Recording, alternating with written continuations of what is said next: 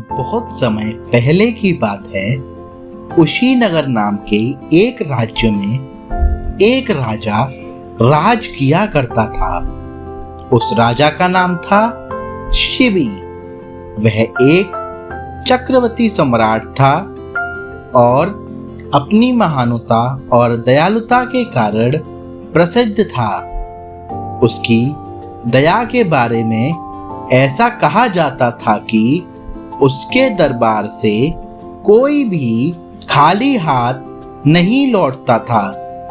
वह हर किसी की मदद के लिए हमेशा तैयार रहता, भले ही उसके लिए किसी भी तरह का बलिदान क्यों ना देना पड़े।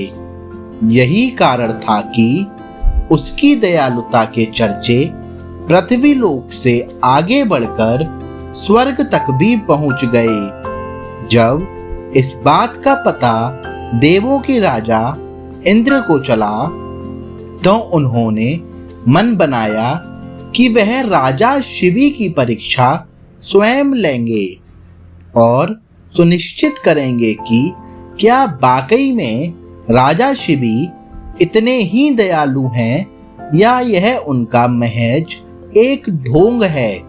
यह तय करने के लिए उन्होंने एक योजना बनाई और अग्निदेव को भी अपने साथ योजना में शामिल होने का निवेदन किया।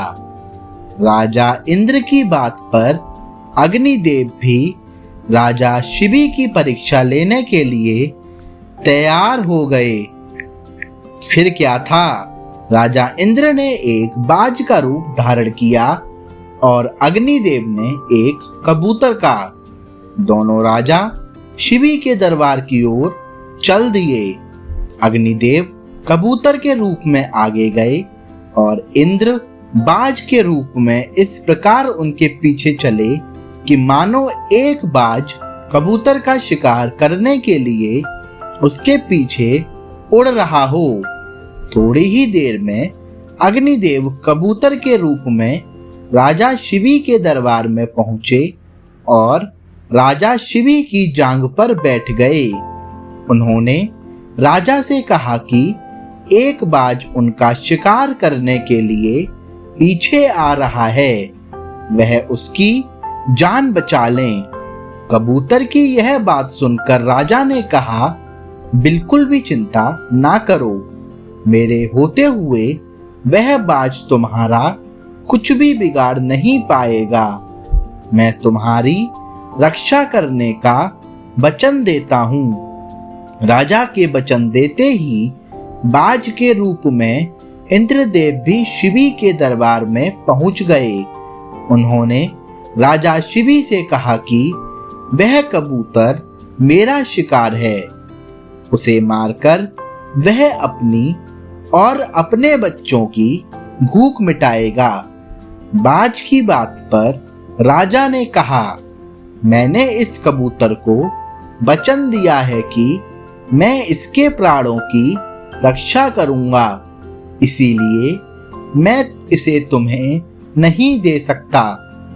राजा की यह बात सुनकर बाज बोला, अगर आप इसे नहीं मुझे देंगे तो मैं और मेरे बच्चे भोजन के अभाव में भूखे रह जाएंगे, इसीलिए इसे तो आपको देना ही होगा।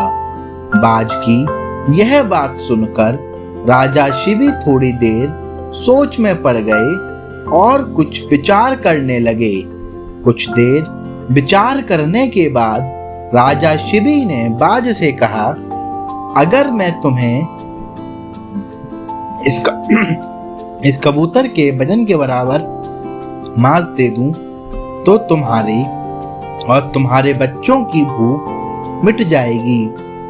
ऐसे में इस कबूतर के प्राण भी बच जाएंगे और मेरा वचन भी बना रहेगा। राजा की यह बात सुनकर बाज बोला, अगर आप इसे मुझे नहीं देंगे तो क्या होगा? तो फिर राजा, ऐसे में इस कबूतर के प्राण भी बच जाएंगे, मेरा वचन भी बना रहेगा। दरबार में तराजू लाया गया। राजा ने तराजू के एक पलड़े पर कबूतर को रखा और एक चाकू से अपनी जांघ से एक टुकड़ा काटकर तराजू के दूसरे पलड़े पर रख दिया, लेकिन तराजू तनिक भी नहीं हिला। यह देखकर राजा ने एक और टुकड़ा काटकर तराजू पर रखा। उसके बाद भी मांस का टुकड़ा कबूतर के वजन से काफी कम था। उन्होंने धीरे धीरे कर अपने आधे शरीर के मांस को निकालकर तराजू पर रख दिया। उसके बाद भी मांस का वजन कबूतर के वजन से कम ही रहा। यह देखकर राजा शिबी बहुत निराश हुए। उन्होंने निश्चय किया कि अब कुछ भी हो जाए, वह अपने वचन का मान रखते हुए कबूतर को बचाएंगे। यह सोचकर वह खुद ही तराजू के पलड़े पर बैठ गए और तराजू पर कबूतर का पलड़ा ऊपर आ गया। राजा ने बाज से कहा, तुम मेरे पूरे शरीर का मांस ले लो और कबूतर को छोड़ दो। यह सुनकर इंद्रदेव को राजा पर दया आ गई। इंद्र और अग्निदेव अपने असली रूप में आए और कहा, राजा शिबी, हम आपकी परीक्षा लेने आए थे और आप इस परीक्षा में सफल रहे। आप वाकई में बहुत ही दयालु और परोपकारी हैं। इस पृथ्वी पर आपकी बराबरी दूसरा और कोई नहीं कर सकता। इतना कहते हुए दोनों देव वहां से गायब हो गए। शिव चक्रवर्ती की कहानी से शिबी चक्रवर्ती की कहानी से सीख मिलती है कि इंसान को किसी भी हाल में दया और परोपकार का साथ नहीं छोड़ना चाहिए, क्योंकि जिसमें दया और परोपकार वास करता है, भगवान भी सदैव उसकी मदद के लिए तैयार रहते हैं।